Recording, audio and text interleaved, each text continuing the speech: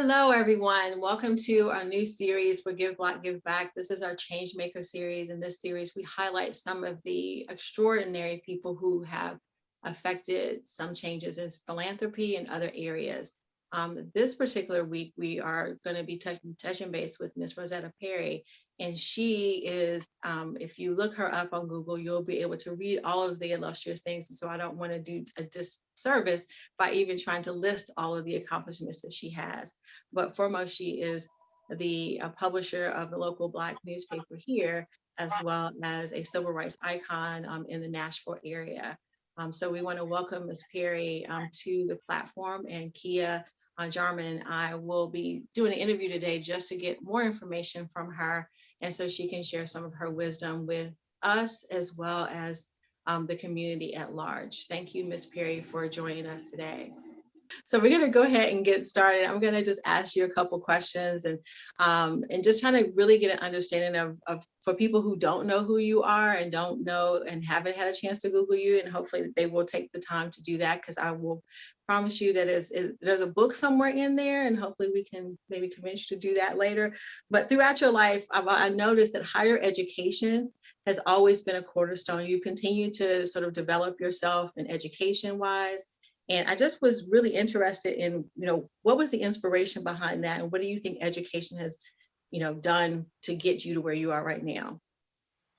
Well, early on in life, in my small town in Pennsylvania, I used to watch through the African American newspaper, the Pittsburgh Courier, how African Americans live. I lived in a small town called Coraopolis, Pennsylvania. Very few African Americans, and mostly people from Russia and Lithuania and places like that. So just plain common conservative people. And when we were fortunate enough to get the Pittsburgh Courier, I could see how African Americans really lived, who had not only influence, but they had money. And as a young person, when I would read the Courier, I always said, I want to live like them. I want to be like them. I wanted the furs, the cars, etc. Because I really didn't know any better. I just wanted that glamour. And so as I grew older and I learned what business was all about, and that it wasn't about the furs and the cars, that these African Americans had a business. They had newspapers, they had funeral homes and so forth. As a young person, I decided that's what I wanted to do. I wanted to have a career. I didn't want to stay in Coraopolis and work for a white person, which most individuals did. When they finished high school, they worked for the rich white people in Swickley or Vicksburg or whatever. And so that made me decide that I could do other than wash dishes, which I did, 50 cents a night since I was 12 years old. Uh, I didn't want to do that. I wanted to be something else and somebody better than that. And the Pittsburgh Courier really made me want to be somebody. And that started me on that step that has got me where I am today, which I can't forget. And I am grateful. Now, I know, Miss Perry, I believe you've served our country and our community in lots of ways. Share more with us about that. I worked for the U.S.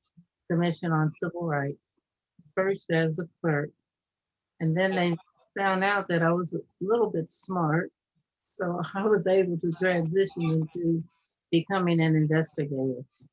And this was in Memphis, Tennessee.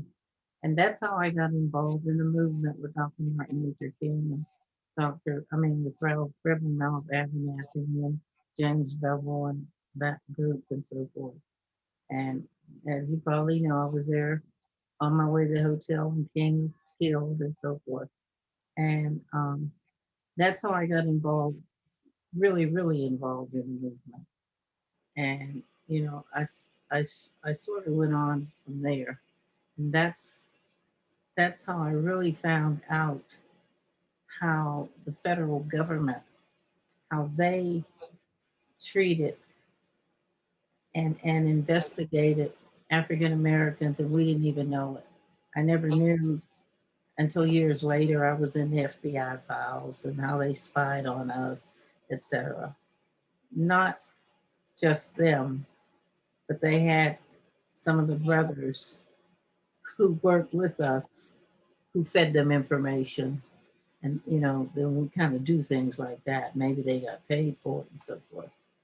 But I did, I mean, I had a very good career with the federal government. I learned a lot. I've helped a lot of people, and that part I'm proud of. I've watched some people that when I moved up the ladder and became a supervisor, I've seen some of my people move on up much higher than I am, which I'm really, really proud of. So I want to make sure I'm not revising history. So when we go back and look at this, I don't want anybody to think that she was working for those entities I mentioned before. I knew it was something. So I appreciate you for that correction, because that's important. That's why we're doing this series, is to make sure that there's evidence of the legacy. So we're grateful for you in that way. And then maybe take us to current. So you started this paper to serve the entire state, and you have a magazine, and you've done quite a few things. So tell us how you transitioned from working for the federal government into realizing that you wanted to go into newspapers, and particularly black press. Well, when I was working for the government here, and I used to look at the white press, and any good news about a Black person, like the incoming president of Fisk University, that picture of that president, and I still see it in my head, would always be by their obituary page, never on the front page or up front, you know, so forth. And you know, I started watching all of that, and the only thing basically that they had that was good about the African American community would be Christmas, and that was it. Nothing ever about the great instructors at TSU and Fisk and ABC. Nothing that our kids could look up and say, I want to be a scientist, or I want to be a principal, or whatever. Nothing ever good. And so I decided that I wanted a newspaper that would show the good things about our people. You know, I became very upset because even with television, if there was a fire in the Black community, the Nashville TV would always show a picture of this huge Black woman with curlers in her hair, you know, and slides on her feet, you know. Oh, I don't know why. They would just show a picture of her, you know, always depicting us, you know, and you know, we look all kinds of ways, from glamour to whatever, but that's the way they depicted us. And so I felt that I would show who we really are. And I've done it, and it has really helped, because the white paper now, they're showing who we really are. And they're doing a good job. They're doing a better job than I can do, because of course they have all the resources. So I'm glad at least that I got them to change, you know, and understand that we are who we are, and we're educated, and we deserve, our kids need to know what our educated individuals are and look like and so forth. That's super interesting. Thank you sort of for sort of taking that lead to do that and seeing, you know, making that change. This is Changemakers, right? So this is literally you seeing an opportunity and taking the initiative to make that change. and then giving people, as people see you do things, then they start to realize that they can do it as well, Right. whether or not it's the white press or as ever African Americans. One other thing I saw as I was trying to do some research to just better understand who you were, and from that standpoint, is that I noticed that you did a lot of traveling, domestic and international traveling, at a time when that was, and I would say even now, that that's not something that African Americans traditionally do. Um, why did you, I mean, some of those were for work. I saw that, some of those were things that you were assignments, but what do you think that brought to you having that sort of taking the initiative? Like, how do you think travel, helped or shaped you, inhibited you or enhanced you, or how did travel affect you? I really wanted to know how other countries treated African Americans. You read about it, but I wanted to know for myself. And I really wanted to go to some of those countries to see for myself. And I did. And I went to Jordan the first time. And I loved it because everybody was my color, basically. And it was just wonderful. And it was so nice that I came back and I took my whole office over there so that they would have that experience. Um, and it really made a difference to see how people in other countries would treat an African American. And then you come back here, and I don't care who you are, you're still treated different.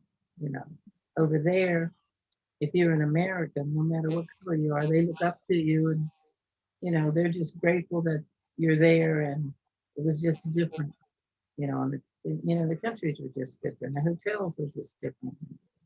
Uh, all the historical sites. It was just amazing. You know, and I'm grateful that I had that opportunity. To go to many countries. So How do you think that influenced what you do now? Because one of my things was, like, I was like, she's done so much, I couldn't make the list long enough to cover everything, so I was afraid to like start something. How do you think that do you think travel influenced you to do some of those things because you saw so many things, or you think that was an innate thing that happened when you were back in Pittsburgh, that sort of, because you mentioned that you said you had neighbors that were from other countries as well. Um, what do you think that sort of came from, that drive to continue to push forward? well, I think basically all of us are prejudiced, and I was prejudiced um, against foreigners, and unless you get involved and you understand them, then you will always be prejudiced because you didn't understand them at all. And I think traveling and meeting and talking and having lunch with them, and sitting around the table with this big pig and they're putting their hands in eating for lunch. I mean, it just made you understand the other side, and just go into a home where they don't have tables and chairs. You sit down and you eat breakfast and lunch on the floor. And that makes you realize how grateful you are as an African American, because I don't know what I would do if I had to raise my children eating on the floor, putting a plate on the floor, 3 meals a day. That was kind of ridiculous, you know. So it taught me a lot. It just made me see another side to life and life in America. And even though we complain a lot, but I think if African Americans could go to some of those countries and see how brown people live in those other countries, because they are brown, you know, I think they would not be grateful for what's over there. We know what we're going through, but they'd have a better understanding of life itself and what people go through. That's interesting. Thank you for sharing that, Kia. I don't know if you have anything to add or want a follow-up question. Yeah. Well, I want to pivot a little bit to philanthropy. The thread of your life, I believe, has been service. I know that being a fellow sorority member, so I know what service means for us in our professional organization or our sisterhood organization. And so I'm curious about that first memory for you of philanthropy. When did you know that it was either important to you or that you were yourself doing it, and assisting other people or supporting other people? What's that first memory? My first memory is really, I've always given, even when I was very young. And I just, I have always given. Not that I feel sorry for people, but I'm one that I don't believe nobody owes me anything. They don't have to give me, and I don't think I have to beg people for anything. But even though I have little, I've always shared what I have. And I believe, even if I give $500 to a youngster for a scholarship, that is very, very important. I think sharing is important. And a lot of people think you have to have a lot of money to give, to share, but you don't. You know, if you even give $100 to a student that's going to Tennessee State, that means a lot. But I think basically we have grown up to think that you can't give or unless you're giving a lot of money. That's just not so. So I give a lot of little money. It may add up, but that one student that gets $100, the other one may get $1,000, but it's important. And I've always given. I I'm not the church giver. My whole thing is I want to give to somebody I know where my money is going. I'm not saying I don't give to church, but I prefer giving to supporting someone in the community, a student, a young person. And I've always done that, and I'll do it until the end. Interesting. So it sounds like you've always been a giver from that standpoint. So how has philanthropy supported, I guess, your initiatives as far as with the newspaper and the magazine? I don't know if you came up with that money on your own, or was there any role in there on how you sort of became who you were, a philanthropist that sort of supported you, or maybe several philanthropists that maybe have supported you? No, no one helped me. It was all me. It was a struggle, but I just did it. But now, if I want to really help someone, I do have a friend here who's a billionaire, and sometimes I can call him and say, "There's a student I need you to give $1,000 to, or $5,000 to," and he'll do it. So when you give your own money, and these folks out there, they know it, and you make a phone call to them, they'll happily give. I said, our problem is we're always begging, but we don't do ourselves. But we have to learn to give ourselves. We don't have anything. I don't have anything, but I just make a sacrifice. When you get my age, you don't have car notes. So since you don't have a car note, you take that extra money and you help the student. My thing is for our race, we need to do more for our young people, for their education.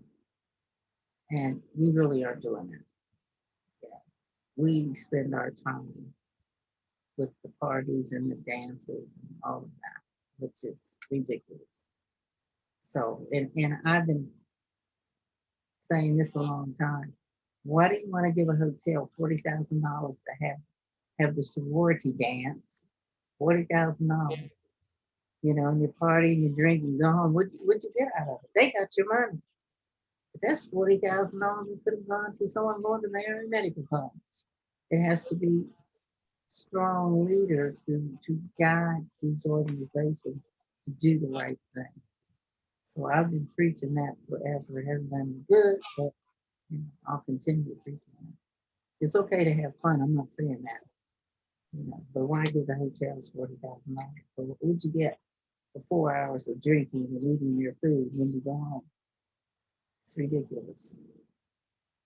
Yeah, you answered my next question, which was going to be about the legacy that you want for people to know about you, and your answer was about pouring into young people, into our next generation. So with that, I want to ask the question, how do you want people to support our community? And you just mentioned a few ways, but how do you want people, what challenge do you want to give the people who are going to watch this? What do you want them to hear from you, so that they can support young people better? I really want all of these organizations to decide that they're going to support these young, there are a lot of young people out there that can't go to TSU or American Baptist College and so forth. And I think that these organizations, they pull in enough money, they ought to be given scholarships for adopting a student, or giving a student some money quarterly or something like that. I think that is very, very important. Um, and then I think the institutions have to do something. I mean, sometimes an institution will call me, ask me, can I house, a couple students or something like that until their dorms open or something, and I'll say yes. And then I think, why me out of all these hot folks in this town? Why me? But of course I do it. But I think in Nashville, we have too many fraternities and sororities and social organizations, and and that's all they are. But we are serious about our young people, and we need to be serious about our young people. And there's no future. Because the other thing is, instead of little old one me fighting the mayor of Nashville about hiring these young folks, you know, that they should go down there as a group and demand that the mayor hires these students when they come out of school in these entry level positions. Because every mayor I fought with, I would tell them, where are your Black supervisors? Well, we can't have Black supervisors because we already have these guys been there 30 years. My thing is, these Black folks need to be down there fighting the mayor. If you bring these young guys in or women, like they bring these white guys in, just finished high school, you bring them in from TSU at the entry level, 15 years from now, they'll be a supervisor, but they're not doing that. And they're never going to do that because these Black folks in Nashville, if they stop dancing long enough and partying long enough, they can insist that Black folks, these Black kids get hired at the entry level in the city government and even the state government so they can move up the ladder and have decent jobs. They should not have to graduate from TSU and go to Chicago to find a job. That's crazy. White kids don't do it. They get a job, you know? And the judges and all the white folks have a tough job. They hire their cousins, their uncles, the neighbors, the church members, and everything. But what about us? We're just not sincere. We, it's too much foolishness for me. We got to be sincere. And if we don't take care of our generation, we're going to be lost. If you're talking about the drugs and all that kind of stuff, what are we doing about it? Why are you waiting on them to do something about it? It's crazy. Yeah, I think that you have given us a challenge with Give Black, Give Back. And I wrote down a Black philanthropy agenda, so we can put out some collective requests. Right. So I appreciate you for that, so that we can come together with the funders and the nonprofits and really push that forward. So that's something we'll always attribute to you. So thank you for that, Ms. Perry. Lisa, did you have any additional questions? Yeah, I just wanted to just, sort of echo what Kia said specifically, is sort of, as we sort of you learn the lessons that you have given us from that standpoint, to sort of do that, to be a collector, so you're not the only person calling people who have money, and people not always calling you also on the side of that as well. You have you have fought the good fight. You are continuing to fight the good fight. But you know, there's times when we can definitely support you and understand, you know, what the initiatives that you have, because we know those things are for our better good. You mentioned in one interview that your favorite quote was "Things get better with time," and so it sounds like you have a bit of optimism as things will be moving forward. So give me a vision of that. Things will get better with time. What does that look like to you from where you are right now? What does that look like to you? Well, I think like right here in Nashville, things are getting better with time. Could be better, but if you would look at Nashville, I just have to deal with city government. You know, they had maybe one African American male, and he was like almost, well, he was administrator. And now they have high level, several African American males, high level. Sometimes it takes time. Why is it when a man runs for mayor, you can grin and run and dance and party and drink with him and all that? You know, that's the time you need to get a commitment from him. Instead of forget the drinking and the partying, you need the commitment. You know, because the other thing I can say, you don't have to worry about Black women, because Black women in this city have always had jobs. Will always have jobs. But you have to worry about these Black men. And not that I'm partial, you know, but I know that the sisters can get a job. The brothers just can't get a job. And I don't understand when the sisters get in a position, they don't push. But you know, they have sons. They're gonna have grandsons. Their friends have sons. You know, when you talk about the drugs and all that, what what's there for these young folks? You know, who looks out for the young Black men? Nobody. Nobody. And you know, like I have to get on some of those folks holding those positions that are Black down there in the courts and where else, you know.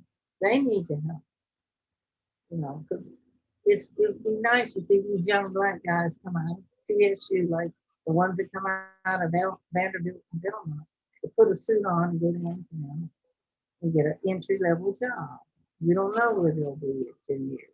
The reason the mayor has hired those fine Black men from Chicago and Dallas or whatever, because they got experience somewhere else. He couldn't hire anybody in Nashville because they never had the opportunity to graduate from college and come in the system and work their way up. So he had to go out of town. So when does Nashville Black men get to get one of these jobs? Never. If you don't bring them. So that's just the battle, I guess I'll die with. Well, we're in a fight with you, so you know, thank you sort of for sharing from that standpoint of what your thoughts are moving forward. I don't know, we have a couple minutes left, and I want to be respectful of your time. I know you are a very, very busy woman.